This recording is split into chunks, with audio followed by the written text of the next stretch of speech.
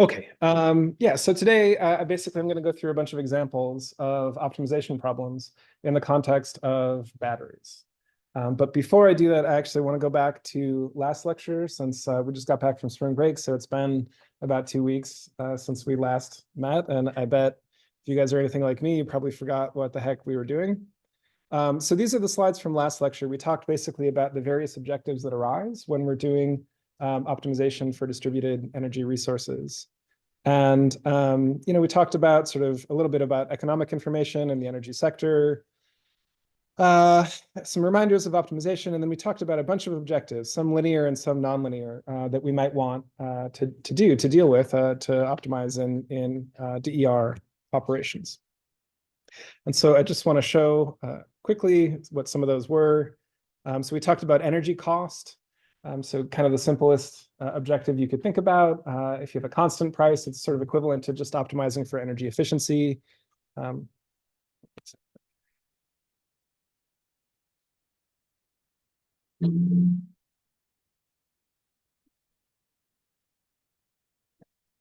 we go. Yeah, and then we also talked about various other linear objectives. So for example, reducing the pollution associated with operating a DER, like a battery or a heat pump, something like that. We also talked about various pricing schemes. So most of us in the residential world have flat electricity prices, but oftentimes we also see time of use electricity prices where you may have a high period and then a low price period sort of overnight. We talked about critical peak pricing. The idea here being that there are some times, relatively few hours per year, maybe a few dozen hours per year, when the grid is really stressed at capacity. And so during those hours, a critical peak pricing plan basically would just charge a really high electricity price. We looked at the real-time price of electricity that comes from wholesale electricity markets. And this is what it looked like 2 weeks ago when I taught these slides. We talked about pollution. We talked about demand flexibility. And then we got into some nonlinear objectives as well. So we talked about basically feed-in tariffs or net metering. So this is when you have a different price for electricity that you sell to the grid versus electricity you buy from the grid. We talked about peak demand. So basically being charged for the highest amount of electricity that you use over any time period. And then we talked about what's called coincident peak demand. So again, the system peak hours might not be the same as the peak hours in a building that we're looking at or a community that we're looking at. And so over these kind of select hours when the overall system is at peak, you can look at the peak demand during that time period and so forth. We talked about load reduction, also known as demand response. So again, one of these windows when the grid is stressed, they might pay you basically to reduce energy consumption relative to a baseline. So here, the orange is the baseline and the P is the real thing. The blue is the real thing. And so we reduce energy here, and in exchange, we kind of make up that budget of energy before and after the window. And then we talked about reference tracking. The idea here is that you have some signal R that comes in sort of over time. And this could be, kind of a use less, use more sort of a command that you're receiving from a utility or from the grid operator, the wholesale grid operator. And then we talked about various ways that you can penalize basically deviations from that reference that the power is supposed to track. So we talked about the one norm, basically the mean absolute tracking error, the root mean squared error, and then the maximum absolute error. And so it turns out that although a bunch of these objectives are technically nonlinear, they can be reformulated using tools from linear programming to result in basically linear optimization problems, which is quite nice because linear problems tend to solve very quickly and robustly on computers. And then we ended up with this table here, basically a kind of a compendium of all the objectives that we discussed. So, and then their curvature and their monotonicity properties, and these are important for understanding how to basically work with these objectives when we're dealing with an optimization language like CVX. So here we have many of these objectives are affine, some are convex, one is concave. A lot of them have kind of the best monotonicity property we could want, which is they're non-decreasing in the electric power. But some of them are either not monotone at all or would actually be non-increasing in the power. So today, basically, I'll show essentially CVX code and then the results of optimization with some of these objectives. But before I do, there was an example that we got to just didn't quite get there actually last lecture, and so I want to go through that really quickly, just a couple of slides. So the problem here, basically we have a battery.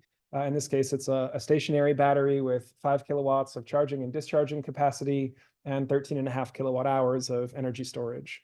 So this is kind of a typical size of a home battery, like for example, a Tesla Powerwall. And we're optimizing over a day with 15-minute time steps. And here we have a combination of two objectives. One is to reduce the energy cost. So here pi with a subscript E is the price of electricity, and P is the electricity that we're consuming. And then pi T is a tracking price that basically penalizes errors or deviations between the actual power P that we're using and the reference R that we're supposed to use. And I'm basically going to compare this one norm objective to a two norm penalty and a Chebyshev norm penalty on the tracking. So let me just jump to this. So here are the results from the one norm objective. So in both of these plots, I'm showing time on the x-axis. And in the top here, we have electric power on the y-axis. And we're covering the 1 day optimization time span here. And the red dashed curve is the power signal that we're supposed to follow. And remember, there are two objectives here. So one of them is to reduce the cost of energy with this time varying energy price, and the other is to track this red signal. So you can see how in the one norm case, we balance those two kind of competing objectives. So here, the shaded gray period is a high price period. So I'm simulating a two-tiered, what's called a time of use rate. So it's low outside the gray period, and then in the gray period, it's high. So you can see that the black curve here deviates. It's well above the reference that we're supposed to be tracking right before this high price period. And then in the beginning of the high price period, it's well below. And so that results in, if you take this power profile and you run it through the battery model, it results in this energy profile. This is the chemical energy that's stored in the battery. And so you can see that when we're in this kind of charging period, the high power period here, the energy stored in the battery is going up and up. And then basically we empty the battery by discharging when we're in the high price period here. So we're kind of combining the reference tracking objective with a sort of buy low, sell high objective with respect to the energy price. So that's how we balance those two objectives with the one norm optimization. And here's what it looks like with the two norm. So up here in the one norm, we have basically most of the time we're tracking essentially perfectly. The black lies right on top of the dashed red curve, except for just this one period before and then the one period kind of immediately after the price spike. We get sort of qualitatively similar behavior from the two norm penalty, but rather than having kind of exact matching, actually there's quite a bit of deviation between the desired, the dashed red line and the actual black line here, even in the kind of off-peak hours. And then we do kind of a charge and a discharge thing with respect to that step change in the energy price, but we kind of do a slower, kind of more moderate charging and then a slower kind of discharging as well. So that's what the two norm optimization looks like. And then for the Chebyshev optimization, it looks a little weirder. So the infinity norm, the Chebyshev norm, basically all it cares about is the worst case scenario. So so all it's trying to do is basically pin the highest deviation that you see between the actual power and the reference power that we're trying to track. It's trying to pin that worst case down as much as possible. So it does kind of a charge and a discharge thing, although it looks a little bit weirder, but the tracking is quite bad over this kind of off-peak period. So if you take those signals and you run them through and make histograms, basically these are empirical distributions of the tracking errors. Here's what they look like for the three different objectives. One with the one norm, the middle plot here is the two norm, and the bottom plot here is the Chebyshev norm. So all a histogram is you basically take the spread of possible errors, which is about -5 to +5 kilowatts here, so 10 kilowatt spread, and you chunk that up into a bunch of bins. I think I've done 50 bins here. And then you just say how many times did the error, the difference between the reference signal and the actual power, how much did that, how many times did that difference fall into the bin here? So you can see, and this is very typical of one norm optimization, you can see that very often we get basically zero error. So very often we're just dead on. But sometimes we do get very large errors. So we get -5, a +5, and those happen with not trivial frequency. The two norm penalty, so one thing to note here is that the y-axes are quite different. So this peak here is at, I don't know, 75 occurrences. And here the y-axis is much lower. But basically this looks kind of like a Gaussian distribution. A little bit of skew and some outliers down here, but it has kind of a bell curve shape in the middle there. So often we're near zero. We're not at exactly zero in the same frequency that we are in the one norm penalty, but at least we're close a lot of the time. And then we do still get these outliers, the kind of -5 outliers sometimes. And then the infinity norm, what we get with that one, interestingly, is it sort of pins what's called the support of the distribution of the histogram. So how far it extends in either direction. It really narrows that down a lot. But it has a lot of basically observations that are right on the edge of that. So it's at whatever this is, -2 and +2 or 2.5 error a lot of the time. And it doesn't really have the kind of center spike like the other two distributions have. So all I'm trying to show here is that the choice of how we measure things like errors and differences is actually quite influential over the results of the optimization that we do. All right, so I said last time that I would finish up with that example. So hopefully that was interesting for you guys. Okay. Real quickly. Yeah, questions about that? Yeah, please. Yeah. So it looks like you were mentioning, the way the norms change. It looks like the way the specific norm you're optimizing for almost changes like the weight it puts on how closely it follows the desired signal, and kind of shifts the weight towards the cost saving aspect of the optimization. Yeah. Is that kind of it's something that I or didn't. is that overseeing? So, okay, the question, if I understand it, was it looks like that basically the choice of norm influences how we're sort of balancing the trade-off between, on the one hand, reducing the energy cost, and on the other hand, tracking better. And actually, that's a subtle point, but that's not the case. Okay. So I specifically controlled for that when I made these plots. So I took, basically, first I ran the optimization with the one norm penalty. And then I constrained in the other optimization. So rather than trying to balance this trade-off, I just said, you must hit exactly this energy cost. So I changed it from an objective into a constraint. Okay. And then I just said, basically minimize the two norm or the Chebyshev norm tracking error. So they all have the same energy cost, but they just have basically different tracking performance. So I don't know, if you guys look at these, like which one looks the best to you? Like which one looks most like you think, what you would expect, what you would want from the system? The second one, the two norm one? Yeah. Yeah, I mean, it's a subjective thing. I don't know that there's a right answer. In my mind, I think this one, the one norm results look kind of clean to me. It's like most of the time you just do, it's like you kind of do, it's an all or nothing sort of thing. Most of the time you either are tracking perfectly or you're like committing entirely to doing the sort of buy low, sell high thing. And you more or less just like kind of switch between those two modes. Whereas the two norm penalty is sort of smoothly balancing them, kind of much of the time. And then in my mind, the Chebyshev one just looks kind of crazy. like this is clearly not what we want, I think. So. And so then just to clarify that reference tracking signal, this is just for the electric power going into or out of the battery. And that reference signal is just a random noise function, or just for demonstration purposes, but then in a different situation, the idea is like, hey, I want to have this much power in the battery by these different times, right? Is that kind of the idea? Yeah, so basically what is this reference signal that I'm plotting here? Where does it come from? Why would you want to track it? Yeah. Yeah, so here, and how did I come up with the one that's on here? So I made that one up, basically. Okay. Yeah, it's pretty much like a sine wave with some noise on top of it. But in reality, why might you want to do something like this, and where would the signal come from? So for stabilizing power grids, the main objective in real time is to keep supply and demand constantly matching.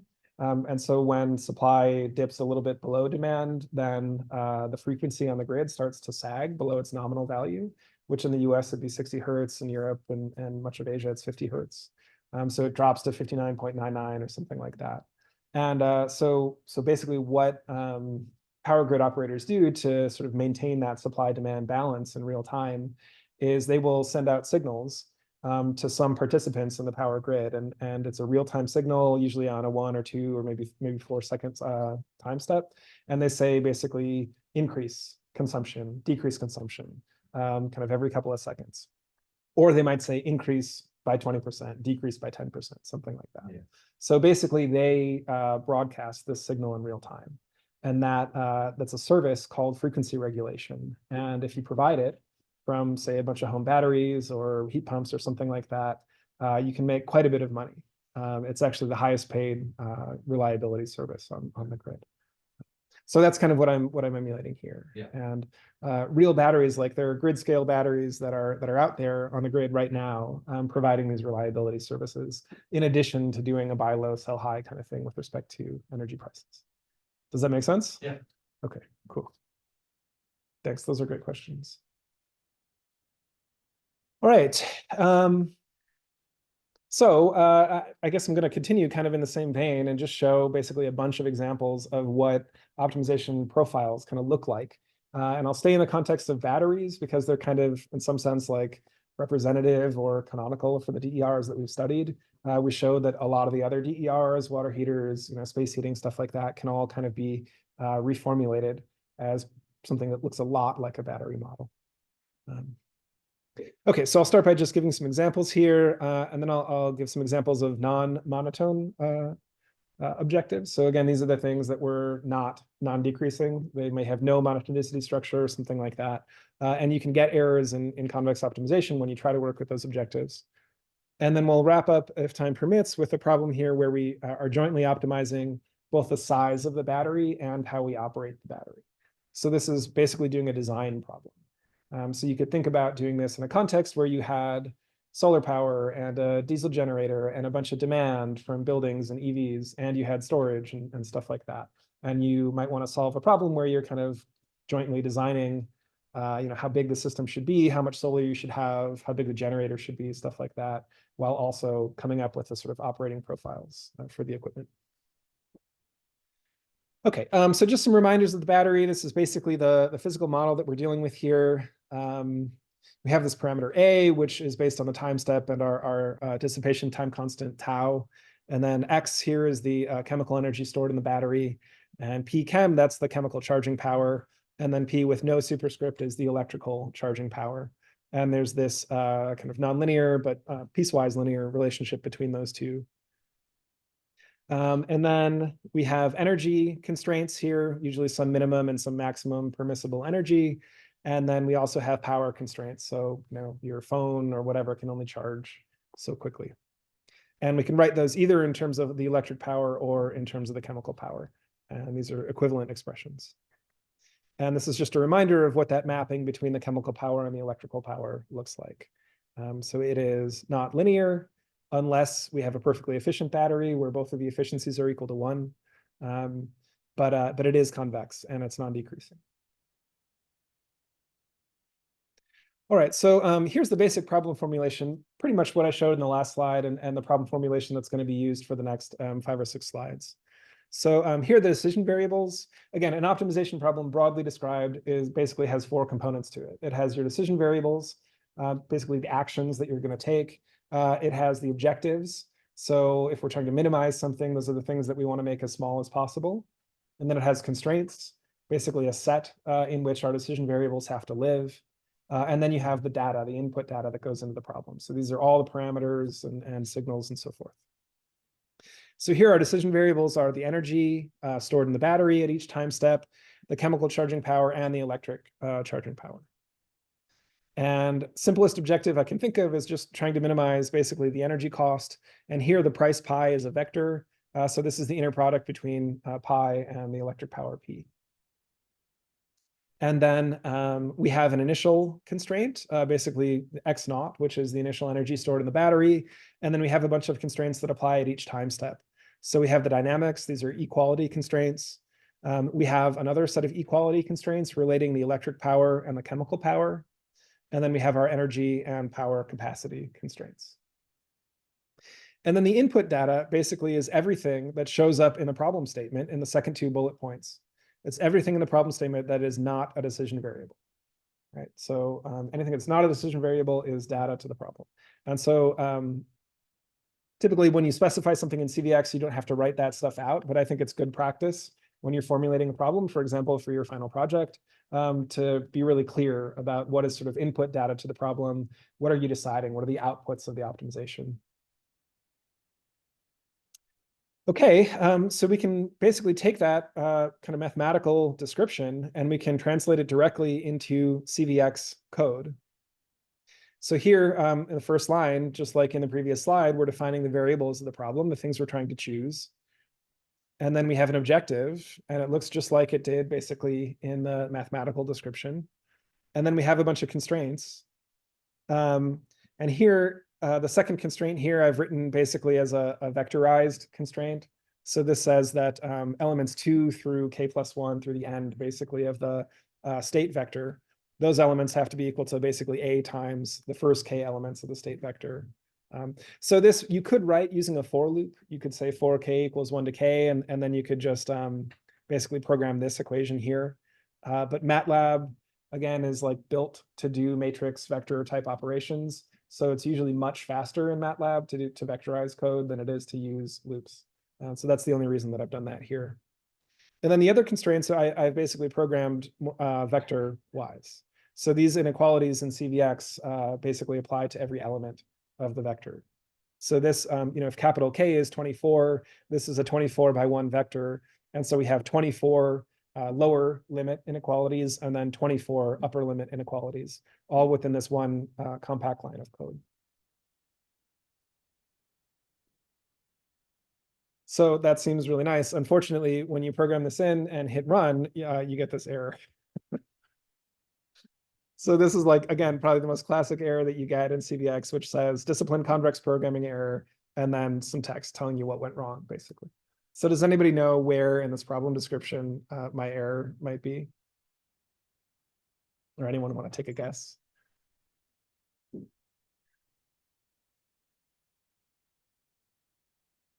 It's in the power line, yeah. So the hint is here. Invalid constraint, a real affine thing equal to a convex thing. So P is an affine thing. It is itself a decision variable. And then this function on the right-hand side is a convex function of another decision variable, the chemical power. And in CVX, anything you enter as an equality constraint with the double equals rather than an inequality constraint, something like this, all the equality constraints in CVX have to just be some affine function equals another affine function. So affine equals convex is not permitted by the rule set of disciplined convex programming. Because you can find sets like that that don't lead to convex optimization problems. Okay. So in this example, it's no problem to overcome this. All we do is take this thing here, this equality constraint, and we recognize, oh, this variable P only shows up one other time in this whole problem statement, which is up here in the objective. So we can just take the right-hand side, cut and paste basically, and drop it in here, and then eliminate P as a decision variable. So that's what I've done in the second problem statement. And this works because minimizing a convex function is fine. It's just in the equality constraint that it failed. So this is just an example of how finicky CVX can be and why I spent 3 lectures teaching you guys about these rules of convexity and monotonicity, is so that you can stare at problems like this when you get an error and say, oh, I realize now what's happening. Okay. And you don't have to memorize all of those rules, but you should be able to pull up the slides or pull up the CVX documentation or something like that and go back and use them to do the debugging when needed. Okay, so this is what happens when I run that optimization with just a constant energy price. So I'm starting the battery, I guess, like about 50% full. I have a constraint that says don't go below 20% energy. And then the full capacity here is the 13.5 kilowatt hours. So we start with some energy, and then the optimization basically just says dump all the energy that's in the battery and then do nothing, right? So very boring results of this optimization problem. So does this look good to you? Like, does this look like what you expect, what you want? I see some head shaking. So why not? What looks wrong with this? Yeah, you would use some of that energy. Right, you wouldn't just stay stagnant in the battery. Yep, that's a good point. Any other thoughts? Purpose of the battery is, like you're saying, to be used, and so if you're not storing. It also has a distribution, so even if it stay constant, it would realistically also go down like. Yeah, the battery does have some dissipation, so realistically it should be going down over time. And I think actually this is not exactly zero here. I think there's like a teeny tiny bit of power actually being used. It's too small to see, but it's basically using just enough power over time here to keep this right exactly at the bottom limit here. But so in my mind, why this is probably not what we're looking for when we write down this optimization problem is we start with a resource and we end without that resource, right? We start with half a battery full of charge and we end up with nothing.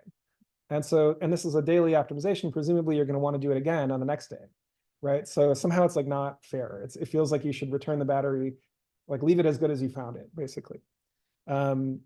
So there are a couple of ways that we could do that, or put in kind of an objective or a constraint related to that. And one way would be just to say, look, the final energy that you end up with, x at time capital K, has to be equal to the initial energy that you started with. Another way would be to say, okay, you have a little bit more flexibility. You don't have to end exactly with the initial energy, but you have to have at least as much. You can leave the battery better than you found it, but not worse. So we could do that, or we could attach a price, a value, basically to the energy that's left in the battery at the end of the optimization horizon. So here we could come up with a price pi tilde, which might be equal to the energy price, or it might be something else. We might say, well, there's value for resilience and backup power of having that energy in the battery, and that value is more than sort of the price of electricity. And then so we could tune this price. We could do basically a manual adjustment of it in order to get the behavior that we want from the battery. So here I've done that. And added in, so yeah, here's a couple of examples. So here's just the inequality constraint that says leave the battery better or fuller than you found it. And there, now the optimization is even more boring than we started with. So now we do almost nothing. There's basically no power happening here, except at the very end, we use a little bit of power, and we do that basically to make up for the dissipation that you mentioned. And that's all. So super boring. You might ask, why bother having a battery in this kind of a setting if you just have a constant electricity price, right? And here's what it looks like if we have this objective at the end, the pi tilde times the final energy. And that's negative here because we're trying to minimize. So that's something that we actually want to increase. So we put a negative sign in front of it when minimizing it. And then here, I'm going to show a bunch of these plots. And for each of them, there will be a different value, essentially, of the ratio between that final price, pi tilde, and the electricity price, which here I think is about 15 cents per kilowatt hour. So here we're starting at a low value. So that final price is half the price of electricity. So in that case, it's kind of, you're not putting much value on the final energy. And the optimization says, okay, well, if you don't care about the final energy, then I'm not going to give you any, basically. So it does what we initially did without that price in there. And then as we ramp the price up, we see that behavior, for a long time until boom, suddenly there's like this switch where we go essentially to the do nothing mode. So now we're just no power really at all. And we stay in that mode for a while until eventually we get to a high enough price. And now we're telling the optimization, oh, actually, I really like having a full battery at the end of the day. I really value that. And then it says, okay, well, then your wish is my command, and I will fill up the battery at the end of the horizon. And then you keep going, even to a very high price. You could go up to double or triple or whatever, and it basically stays in this pattern. So another kind of we saw with the one norm penalty in the previous example from last lecture slides that that kind of linear type optimization had this sort of all or nothing flavor, where we switched between modes. Like we were in tracking mode for a while, and then we switched into kind of buy low, sell high mode, and then we went back to tracking mode.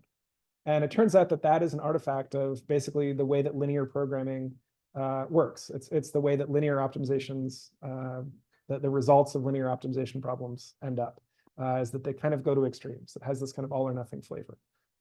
So we're seeing that again here because this optimization problem again is linear.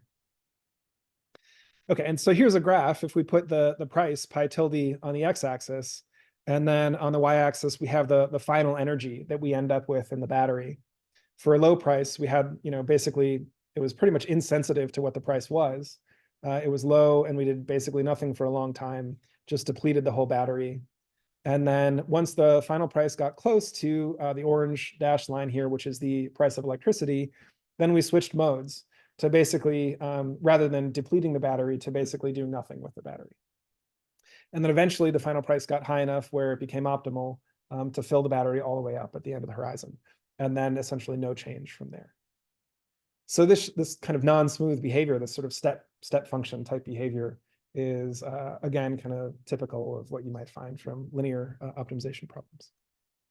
But this is counterintuitive in my mind, right? It sort of seems like there should be a smooth response. Like if you tune this price, you should get kind of a smooth change in the operating profile, but we don't actually see that.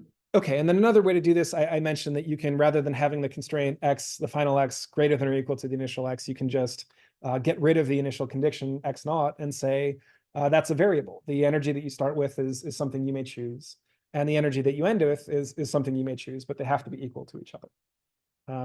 And in that case now, rather than starting with the battery half full, the optimization says, yeah, it turns out it's optimal actually to just have the battery as low charge as possible. Basically because the dissipation, the self-dissipation in the battery is proportional to how much energy is stored in the battery. So if you started full, you'd be dissipating more over time, and you'd have to pay that back essentially to refill at the end. Okay. All right, so that was very boring. Now we can put in more interesting energy prices. So here we have the two-tiered time of use rate. And this basically is the same kind of set of simulations that I showed from last lecture, except we don't have the reference tracking objective in here. We're just trying to do a buy low, sell high thing. So now this does about what you would expect, sort of does nothing.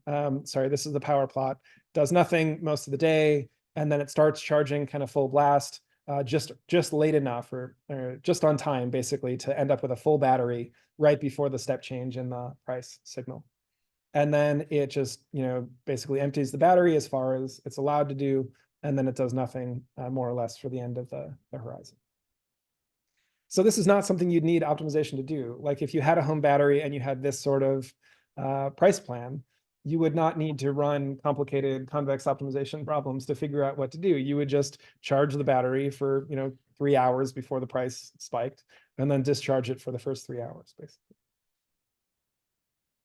But we can come up with pricing schemes that are a little more sophisticated and lead to kind of more challenging behavior. So here we have a 3-tiered time of use rate. And actually, this one is pretty intuitive as well. So we do the same thing, basically charge before the step change, but then we wait, right? And so even though we're losing a little bit of energy during this period due to self-dissipation, we're just waiting, right? Just holding on.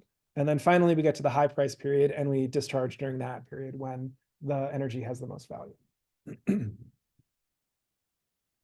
Make sense? Okay, we could also deal with a real-time price. And here I'm just using a sine wave, but this, kind of roughly represents what you might see. And here, again, the behavior I think is fairly intuitive. You look for the very lowest price time, you fill up completely during that period, and then you wait for the very highest price time and you discharge completely during that period. So again, this is kind of interesting. It sort of suggests heuristics that you could just program, right? Like predict the price, when it's the lowest, charge full blast, when it's the highest, discharge full blast, right? You could just write a few lines of code that would basically do this. And they might not hit it exactly as smoothly and perfectly as the optimization does, but they probably get you 90 or 95% of the way there and be much simpler to implement. Okay, and here I have now a combination of objectives. So I've taken the real-time energy price and then I've added in a penalty on the peak demand over the day. So here we don't get penalized for discharging, rapidly, but we do get just penalized for rapidly charging. So here we spread out basically the charging over a much longer time span. We charge kind of slow and low for whatever this is for like 12 hours, rather than doing kind of a sudden charging for like 3 hours. But we still end up with a battery fully charged, basically, before we get to the higher price period. And then we still discharge full blast during the price spike in the evening. So now this is getting into the range where like, oh, that wouldn't have been obvious to me. I guess I could have guessed the shape of this, like we'll charge, but charge slowly. But when to start charging? not so clear, right? So, so now we're seeing that there is maybe some value beyond kind of what a good engineer could guess that comes out of the optimization. Okay, so that basically was a bunch of cases with monotone objectives. But again, in that table that I showed, we had some non-monotone objectives. So here, if I just take the same program, the same codes for CVX that I showed for the previous examples, but before I run it, I change the input data a little bit. So I just take the first energy price, the price in the first time step, and I make it negative rather than positive. So what do you think happens when I run this code? That doesn't work. Yeah, I mean, I guess that was pretty easy to guess. But yeah, so again, we get the classic disciplined convex programming error. And MATLAB goes, bark, bark, and then you go, ah. And here it's saying illegal affine combination of convex and or concave terms detected.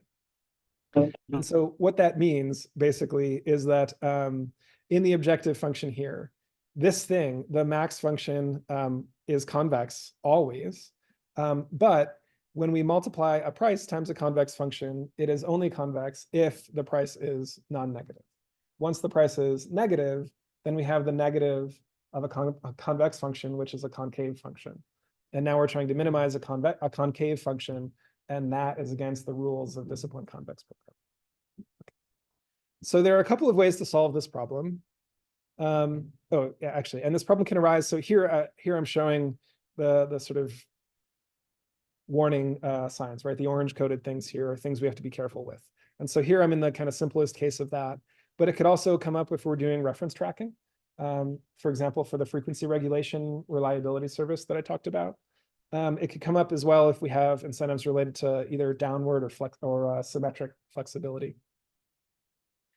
So there's a couple ways of dealing with it, and they both come down basically to approximating the electric power function, which is that piecewise linear convex thing, to approximating that by a linear thing.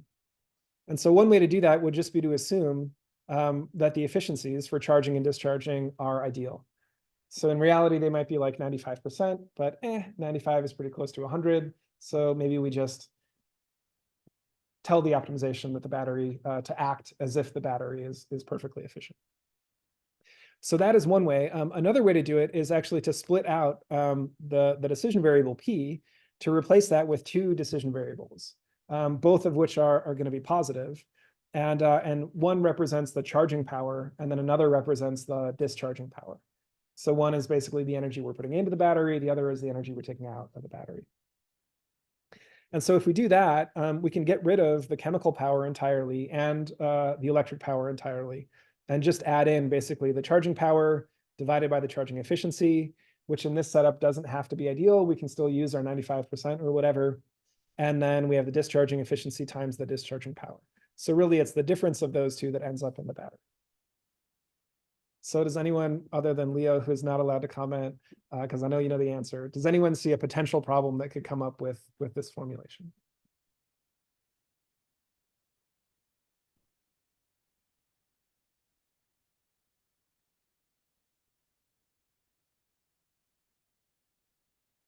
It's okay if not. It's a little bit subtle. I guess I'll show the issue in a sec here. But first, let me show what happens with the perfect charging and discharging efficiencies. So here the formulation, basically the decision variables, again, are just X and P. We want to minimize, in this case, just a linear function of the electric power. And we have our dynamics, we have our energy, and we have our power constraints. And the input data are a little simpler here because we've assumed that some things are equal to 1. And so if we run that, and here I'm doing a simple example where we just have a step change in the electric price that happens at about 6 a.m. So here it turns out it's optimal to charge, I guess, right away, and then to wait a little while, and then to discharge at the step, and then come back to 0, basically. And so the bottom plot here shows the energy. And here we have what's called model mismatch, which is a common kind of problem that comes up when you're doing control design or optimization design. Often we use kind of simpler descriptions of reality, and then we go and implement whatever it is we came up with on a more complicated system, either a nonlinear high-dimensional simulation model, or else reality, which of course is nonlinear. So here, the black curve is basically the prediction that came out of our simplified model, which assumes perfect charging and discharging efficiencies. And then the dashed line is what we really get, where real here just, again, means a very simple linear model, but with imperfect charging and discharging efficiencies. So here I'm using, in the truth, the 95% charging and discharging efficiencies. So the black curve always lies above the red curve down here. And that kind of makes sense when you think about it. The amount of energy that we're putting into the battery in an ideal case is always going to be higher than what we get from a battery with our thermal losses and stuff like that. So the result of that is that the actual profile, we're told by the user to always keep the energy above 20%. And in reality, because we have this model mismatch problem, we might end up at 10% energy rather than 20. Yeah, question? So in the real model here, that's also a convex problem, right? Yeah. So doesn't that observe the constraint? So the dashed red line here, I do not get from solving an optimization problem. So I get that from taking this exact power profile that comes out of the idealized model and solved with an optimization problem. I take that profile and then I implement it in the more realistic battery, if that makes sense, but not with optimization or anything. So yeah, if we took the actual model, and if we solved, this would be a non-convex optimization problem, but you can solve that. There are many ways that you could think of to solve that. Then the dashed red line, the truly optimal thing, would actually be above, or probably would lie right on top of the lower constraint there, if that makes sense. Okay, so that's basically what can happen if you assume perfect charging and discharging efficiencies. Now I'll show what can happen if you assume basically that the charging and the discharging are kind of separate. So in this example, we have, again, we're choosing the energy at every time step, and then we're choosing separately the electric power used for charging, PC, and the electric power used for discharging, PD. We're choosing those separately at every time step. And now we want to minimize basically the difference between the charging power and the discharging power. So that is essentially the power that you would see coming off of the grid. And then we have all of our dynamic constraints. And here, and we have our capacity constraints as well. And in the dynamics, we now have the imperfect efficiencies multiplying the charging and the discharging powers. I think this is right. I may actually have made a mistake here. Okay, so here is kind of a animation, I guess, of what can go wrong in this situation. And it's called having simultaneous charging and discharging. So in reality, a battery, the chemical reactions that are happening in a battery basically are only going to be running in one direction at a time. So you apply a potential difference to it, and it's either positive or negative, and then you get ions basically flowing in one direction or the other. There may be some cases where they're flowing in both directions. I guess that's probably possible. I should talk to a chemist. But it's not a very realistic physical situation. So here, again, same simulation. We have the step change in the electricity price. And then in the power plot, I have split this out into 3 terms. One is the blue dashed line is the charging power. The yellow dashed line is the discharging power. And then the black is the sum of the two. So it's just charging minus discharging, basically, the difference of the two. And then down here, again, we have the predicted power that comes out of the optimization model. And that makes a lot of sense. It's always staying kind of within the constraints and so forth. But then the dashed line is the truth. And so that's basically what happens if we take the black curve from the middle plot and program it again in our real, or more real. All models are wrong, right? But some are more accurate than others. So put it into our more accurate model. Okay, so here you can see that during this period from say 5 to 6 a.m. or 4 to 6 a.m., we have discharging happening at the same time that charging is happening. And actually we're charging full blast while also discharging at I don't know, 30%. And I'm going to show basically a bunch of these plots. And here, basically all I'm doing is varying the charging and the discharging efficiencies. So here we have a terrible battery, 50% efficiency. So half the power we put in gets dissipated basically as heat. And then as the battery gets more efficient, this charging and discharging problem actually gets worse. So here we're at 85% efficiency, 90, 95. And actually, as we're approaching this limit of 100% efficiency, we're doing this charging and discharging thing full blast, basically charging full blast and discharging full blast at the same time. Essentially, all that's doing is like just burning off power, just converting electricity to heat. Yes, question. If the efficiencies are equal, then like, maybe like the charging and discharging power aren't physically realistic, but would it be effectively the same as just saying the higher power equals the difference of the two, since the efficiencies are the same? Like in implementation. Yeah, so in implementation, yes, I think if I understood your question correctly, we could just take the black curve and then basically program that. If we had an API, an application programming interface, where we could, connect with the battery and send it some signals online, we would just probably send it the black and say, hey, charge at 10% or whatever. Yeah, I think that's what I mean. It's like, if this is optimizing for this power from the battery, wouldn't it be feasible just to say, instead of discharging at the same time, just charge less to the same rate? Yes, yeah, I think that would be feasible. And that's more or less what I'm trying to simulate down here, I guess, is if you take the black curve and you plug it into the actual battery, you just send it to the battery, you get basically the dashed red curve out of it. And as we get closer and closer to a perfect battery, an ideal battery, the dashed red here gets closer and closer to being feasible for the battery, right? So it doesn't look too bad in the case of this 95% efficiency.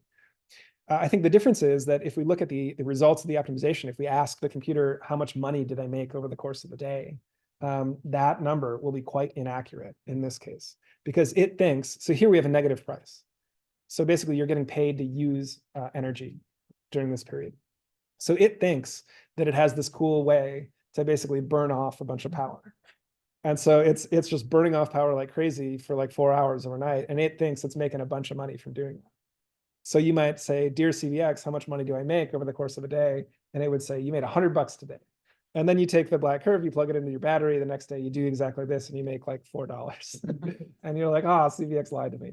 And the reason is that there's this unphysical simultaneous charging and discharging issue.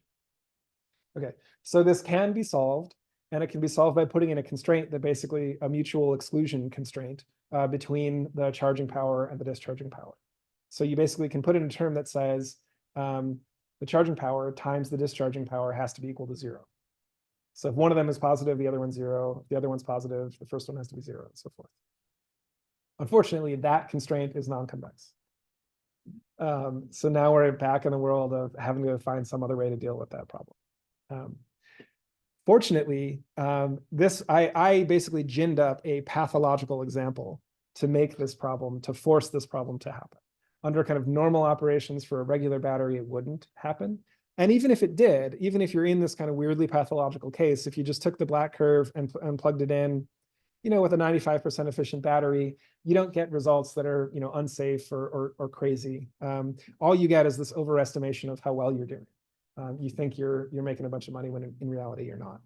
So it's not really a catastrophic problem, but I guess you would like to be aware of it anyway.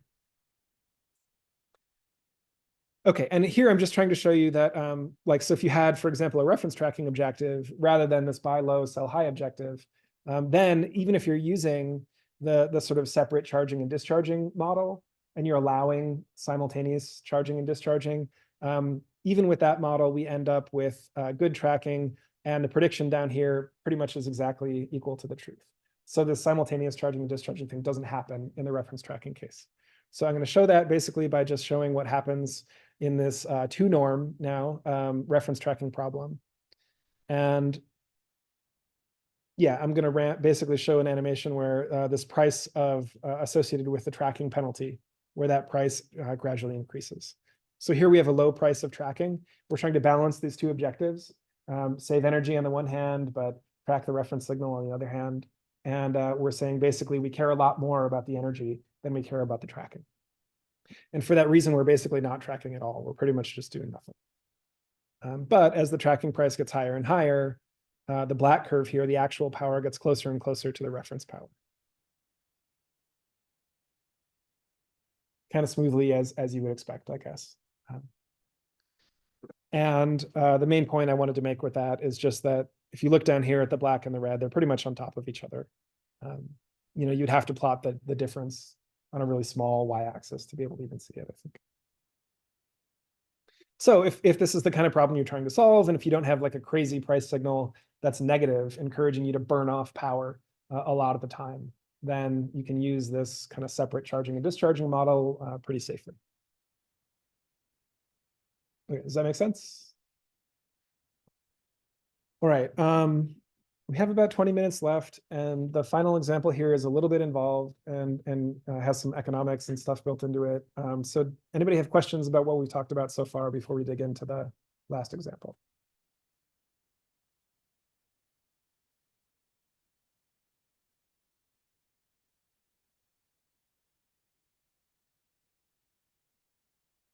All right. Cool. So let's move on then. So before we do, who has taken like an engineering economics class at some point? 3, 4, 5. Okay, so like a third of the class. Who has heard the term net present value? Basically the same people.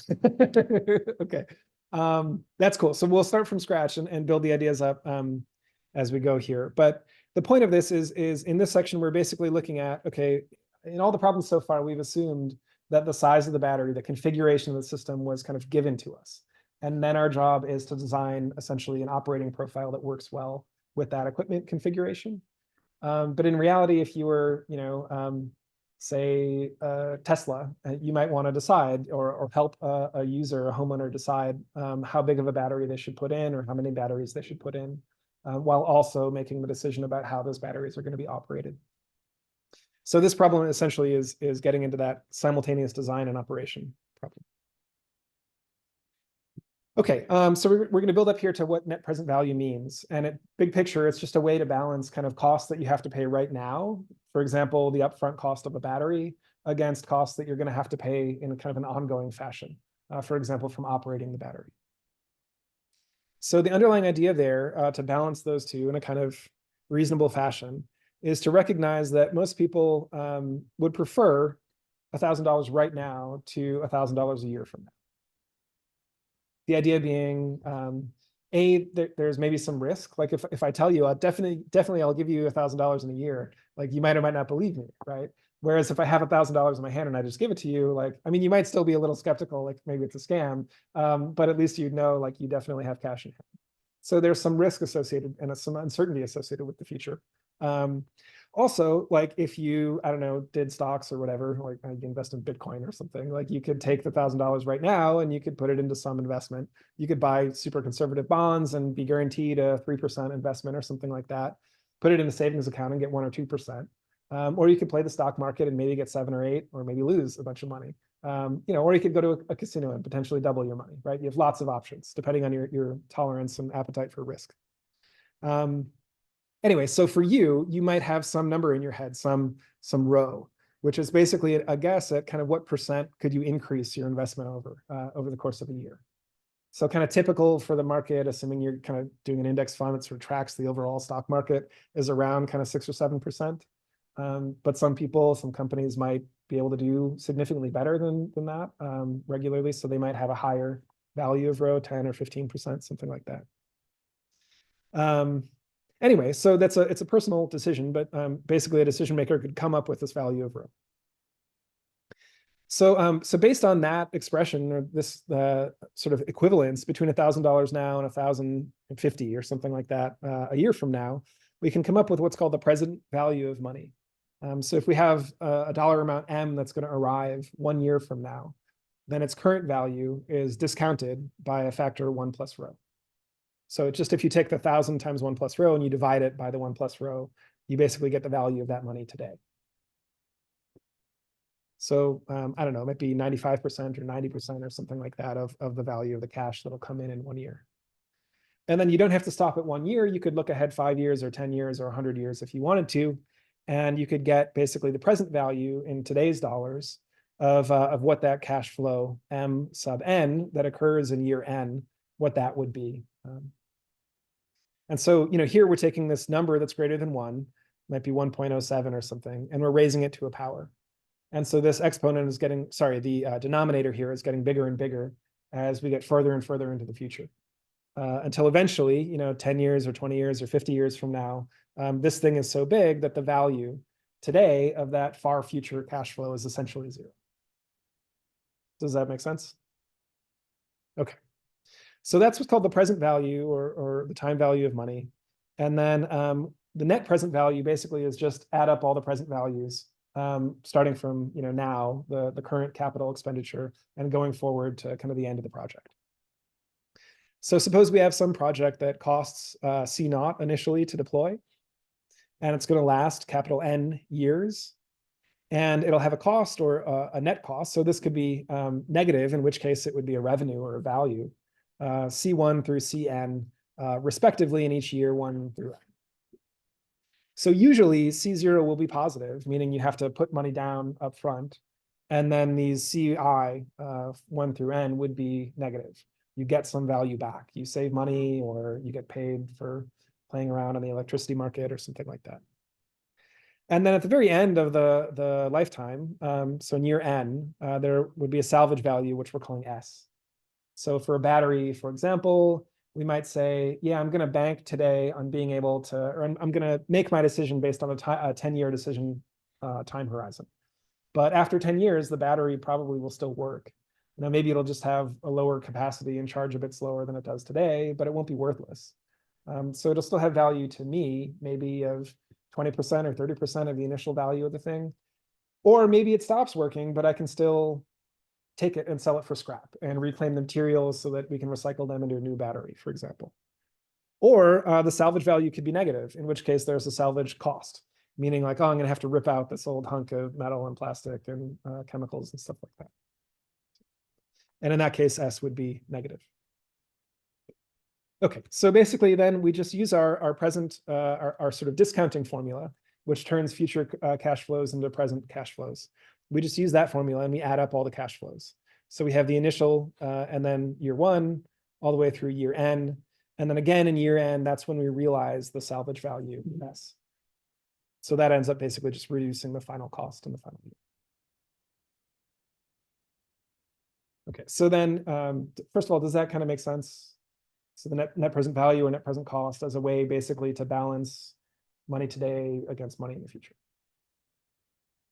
Okay, so then why am I talking about this? Well, if we're talking about a DER design problem or maybe a microgrid design problem, something like that, usually the framework there is we spend a bunch of money up front, but we save money later over a number of years, maybe 15 or 20 years. And so this gives us a way to essentially make decisions in that setting. That net present cost formula simplifies slightly if you have the same cost each year, which is usually not accurate, but is often a good enough assumption for decision making, kind of in a practical engineering context. So in that case, if we look at this previous formula, C1 is equal to Cn, and everything in between is equal to that same number, 17 or whatever. And so it factors out of the formula here. And so we basically pull out C1. We could have called it C27 or Cn if we wanted to, but C1 for simplicity. And then we just have this one coefficient in parentheses multiplying that C1. We have the initial cost still, and we also have this salvage value still. So this thing in parentheses in the second equation here, I've just called lambda. And it turns out, I don't know if you remember Calc 1 or something, but from what's called the sum or the partial sum of the geometric series, you can come up with an analytical expression for this finite sum here. And so that ends up being 1 minus the quantity, 1 plus rho to the negative n, all over rho.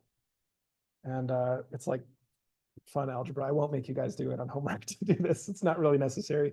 In MATLAB, you can just take, you can just write a for loop or whatever and just compute this, but I don't know. Sometimes it's useful.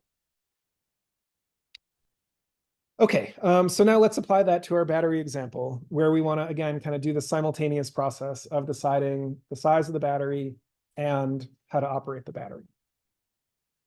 So here we need models, essentially, of the costs. We have a pretty good idea already of the ongoing kind of operating cost. We've talked about a dozen different objectives that you might want to optimize in that setting. But the capital cost, we can assume, I think if you put in no battery, there's probably no capital cost associated with the battery. So it's 0 in that setting. And then it's probably reasonable to assume that we scale linearly or in an affine fashion, assuming that the capacity of the battery is non-negative.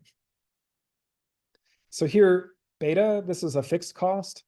This could be associated with something like the technician labor to come in and do wiring upgrades in the garage in order to get an EV charging or a battery charging station in the garage. And then alpha basically is the price of energy capacity. So as you go from 1 Tesla Powerwall to 2 or 3 or 4, the per unit price sort of goes down, but it scales roughly linearly with the size of the battery. And for a Tesla Powerwall specifically, that beta, it turns out, is about $4,500. And then the alpha, the price, the dollar per kilowatt hour price, is about $500. So kind of the 1 Tesla Powerwall is 13.5 kilowatt hours. So I don't know, if you multiply 13.5 times 520, you get like 7,000. So you add that to the 4,500 and you get about $1,200, something like that.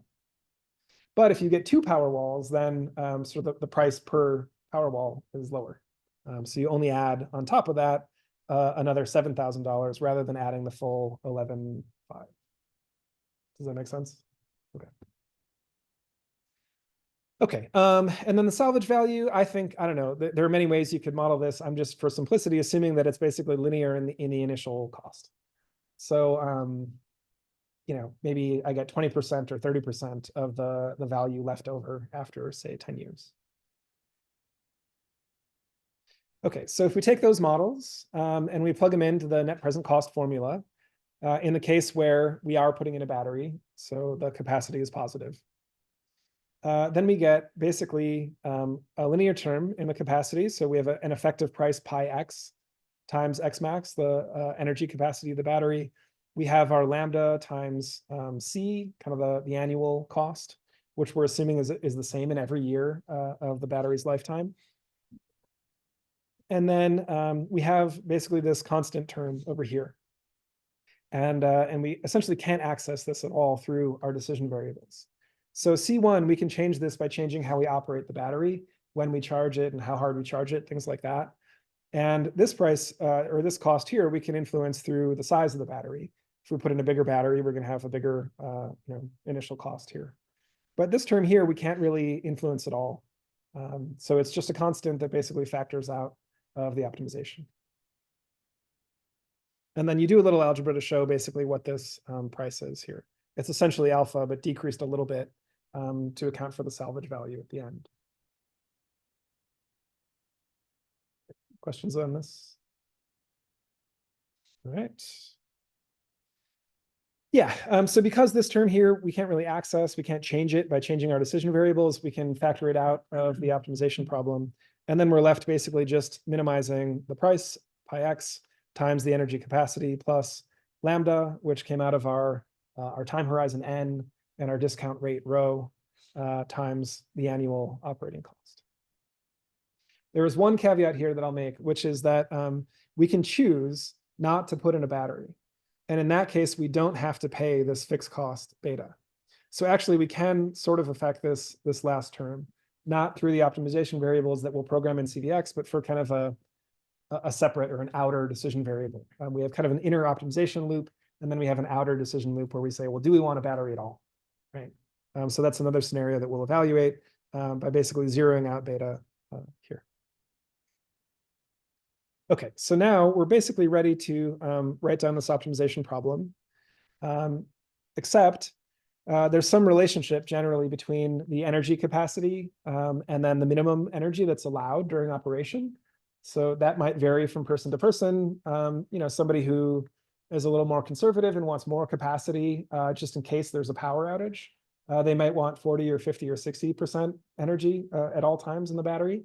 Whereas someone who maybe is more interested in getting all the value out of their solar power on the roof, or getting all the value they can out of this sort of buy low, sell high thing with electricity prices, they might accept a lower value of this X min, say 10% or 20%.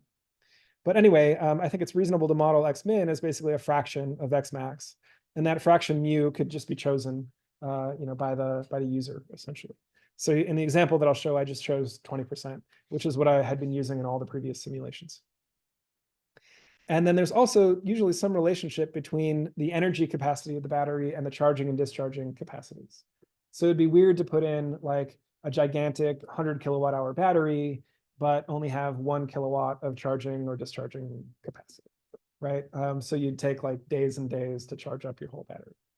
And similarly, it'd be weird to put in a normal sized power wall with, say, 13 kilowatt hours of storage, but put in, 40 kilowatts of charging capacity. So you can fill up your entire battery in like 15 minutes. So typically, and also just because of the chemistry and the wiring and things like that, there are usually kind of limits and relationships between these two things. So for lithium-ion batteries, typically you can get about up to a ratio of 4 between essentially the energy capacity and the charging power capacity. But usually it's around 2.5, 3, something like that. So here for the example that I'll show, I just fixed it at 2.7, but you could imagine sort of sweeping that parameter as well if you wanted to, or you could also just leave the Pmax, you could leave those as decision variables as well, and then sort of attach prices to the power capacity as well as the energy capacity. Does that make sense? Okay.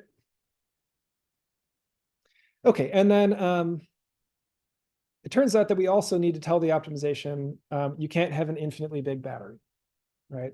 Say you're putting this in a garage, the garage can only hold so many, hunks of plastic and metal. And the reason we need to put that in is that, and actually I found this, I initially ran the optimization without putting that in. And then the result that I got was that the problem was unbounded. So CVX told me, get the biggest battery that you possibly can. Get a battery the size of the solar system and you will make infinite money, which is not viable. But why that happens is that there are times basically when you can make so much money from the buy low, sell high, that essentially becomes optimal to just make the battery bigger and bigger and bigger. Okay, and then, so what does our optimization problem look like? So again, we specify the variables, the objectives, the constraints, and then the input data. So here our variables are the same as they were in the previous kind of problems. It's the energy profile and the charging chemical power profile, but we add in now the additional variable of the size of the battery. And then our objective function, so hiding everything to the left of this for now, everything to the right looks just like it looked essentially in a bunch of the other problems that I showed. So this is just the energy price times the electric power that we're using. Or if this thing is negative, the electric power that we're shipping back out to the grid. And the delta here and delta T here and the inner product basically make this an integral. So this is over the time horizon, the cumulative amount of money we're making from this kind of buy low, sell high thing. And then I multiply by 365. Anybody want to guess why I'm doing that? Yeah, days in a year, right? So I am just optimizing over a 1-day profile. And then I'm making the very simplistic assumption that every day over the year will look exactly the same. And then on top of that, I'm also making the very simplistic assumption that not only will every day look exactly the same for this whole year, but also for every year over the horizon, it will look exactly the same. Right? So I think I'm using 15 years. So I'm doing 15 years times 365 days, all identical, basically, of operation. And you don't have to make those assumptions, right? So you could very easily just relax that. And rather than having this Pchem be a 1 day worth of charging power, you could just let it be a month or a year or 10 years, right? You could have, say, hourly profile for every hour of the entire lifespan of the equipment. And all that does is make the optimization problem bigger. It doesn't fundamentally change the structure of the problem. It just makes it take longer to solve, basically. But it remains a linear program, and you can solve it very quickly. Well, relatively quickly. Yes, question. You're assuming every day has the same buy high, sell low, like has the same rate structure. Yeah, same price, exactly. Yeah. So what this doesn't take into account, I mean, there are many things this doesn't take into account, but one is like the price of electricity tends to go up over time, right? Another is you might change your mind in year 3 and say, rather than having the constant electricity price, I'd like to go to a time of use rate or a real-time pricing rate, something like that. So that is not captured in this optimization, but you could. It's just not. No, good question. Thank you. Okay. So we also have our constraints. We have the dynamics, we have our initial state. And here I'm saying the final state and the initial state have to be equal, basically end with the battery as you began. And then we have the minimum and maximum capacities. And here we're recognizing basically that the minimum energy is just a multiple of the capacity of the battery. And then we have the charging and discharging power. And here I have taken this equation here that the power capacities are just equal to the energy capacity divided by nu. And I've plugged that in down here for the charging and discharging power limits.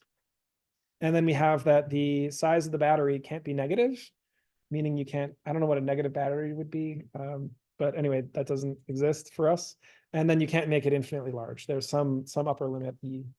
I think I used 100 kilowatt hours or something here. Okay, so that is the setup, and you can take this and program it into CVX almost word for word, and you start getting results.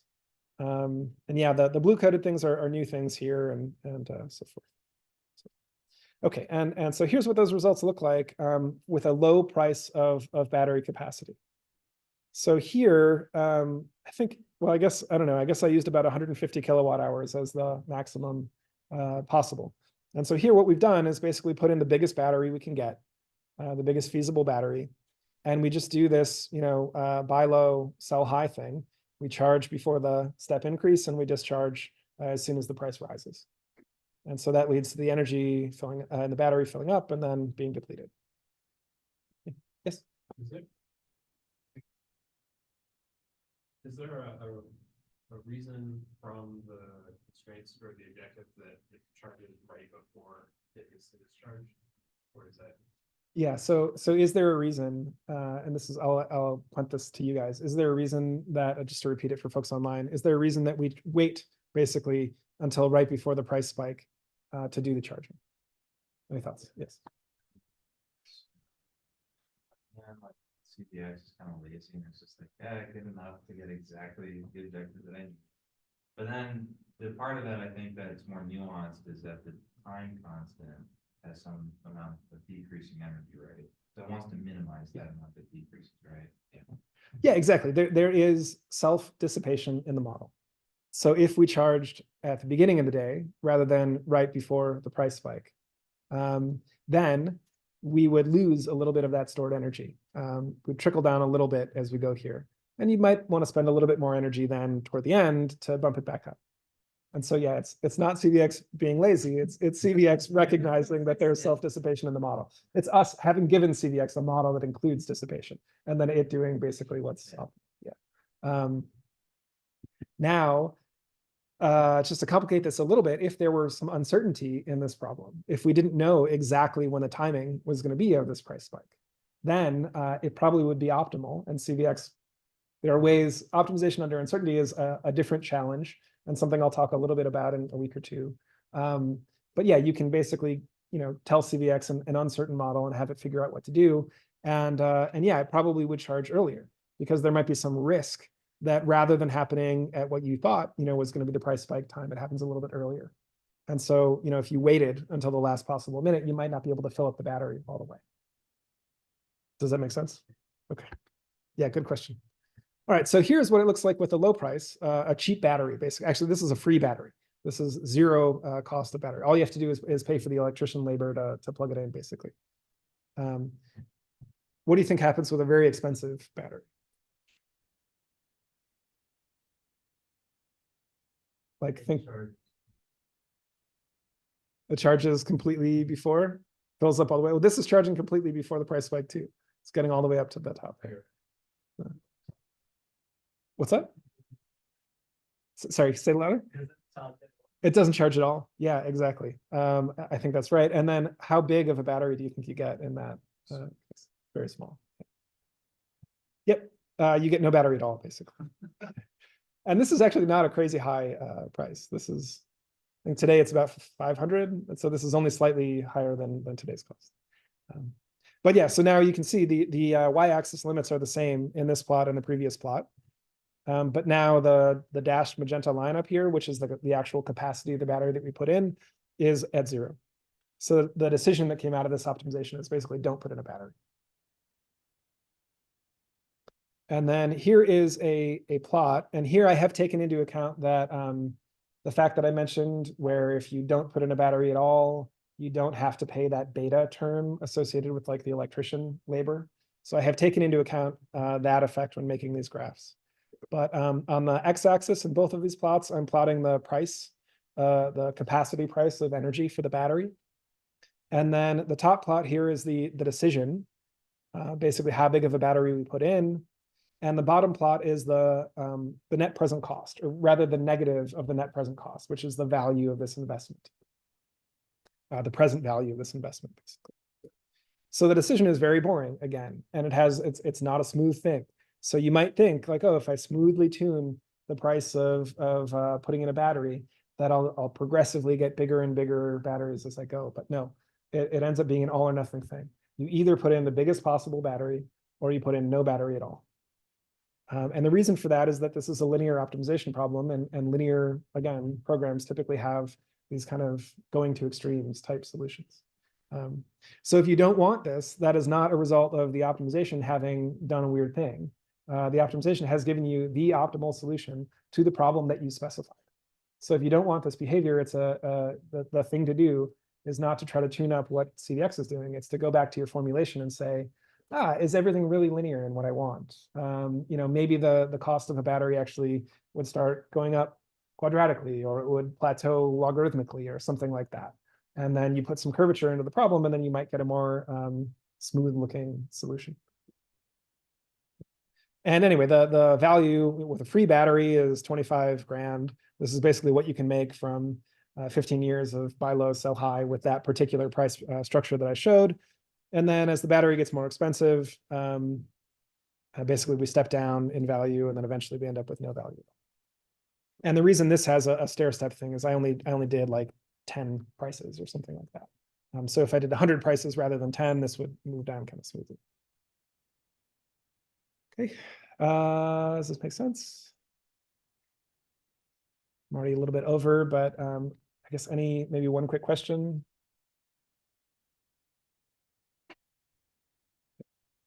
All right, well, I'll hang out if you have questions. There is a new homework up, by the way, if you haven't already seen that, so please check it out.